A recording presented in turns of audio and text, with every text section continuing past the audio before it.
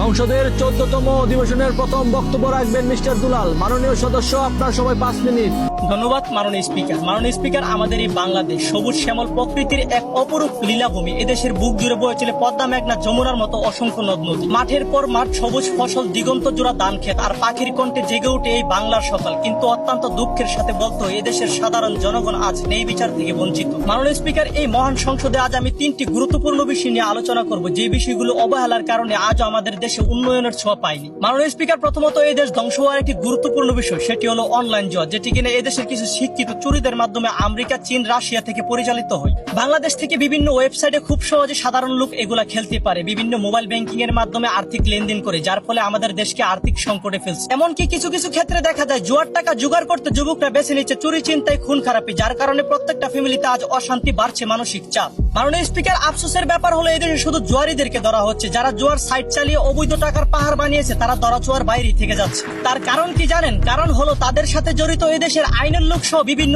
MP মন্ত্রীদের মামা খালুরা, যাদেরকে আমরা দেশের উন্নয়ন করার উদ্দেশ্যে বিভিন্ন চেয়ারে বসাইছি। দ্বিতীয় নাম্বার বিষয় হলো এদেশের আইন ব্যবস্থা। অন্য দেশের চোর পুলিশের কঠোর লড়াই, এটা আমরা বই পুস্তকে খুঁজে পাই, কিন্তু আমাদের দেশে সেটার উল্টোটা। চোর পুলিশ একসাথে বসে চা খায়, তারা যেন আপন মারপেটের ভাই।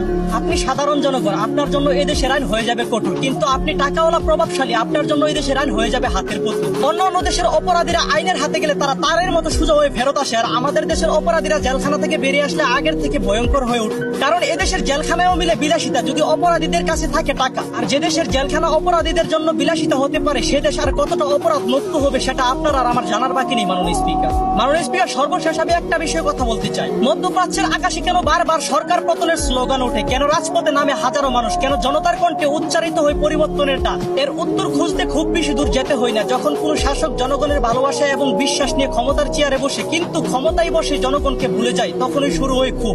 যখন রাষ্ট্র পরিচালনার দায়িত্ব রূপ নেই ক্ষমতার অপব্যবহারে, যখন জনগণের সম্পদ রক্ষার বদলে লুটপাটের অভিযোগ উঠে, যখন সাধারণ মানুষের ন্যায্য অধিকার চাপা পড়ে থাকে ক্ষমতাবানদের স্বার্থের নিচে, তখন মানুষের ধৈর্যের বাঁধ ভাঙতে শুরু করে। মাননীয় স্পিকার, ক্ষমতার চেয়ার কারো জন্য চিরস্থায়ী ঠিকানা নয়। আজ যে মানুষটি রাজপ্রাসাদে বসে রাষ্ট্র পরিচালনা করছে, কাল তাকেও দাঁড়াতে হতে পারে ইতিহাসের কাঠগড়ায়। কারণ জনগণ হয়তো কিছুদিন নীরব থাকে, কিন্তু চিরদিন নীরব থাকে না। মনে রাখতে হবে, দেশ কোনো ব্যক্তির নয়, দেশ জনগণের, রাষ্ট্রের সম্পদ, কারো পকেটের নয়। দমন নয়, দরকার নেই বিচার। কারণ ইতিহাসের সবচেয়ে বড় শিক্ষা হলো, জনগণের বিশ্বাসে যে ক্ষমতা আসে, সেই জনগণের বিশ্বাস হারালে ক্ষমতার ভিতরে একদিন নড়ে যায়। তাই চলুন আমরা দেশটাকে এমন ভাবে গড়ে তুলি যাতে করে ফেসিবাদীদের মতো 24শে জুলাইয়ের সম্মুখীন হতে না হয়। ধন্যবাদ মাননীয় স্পিকার।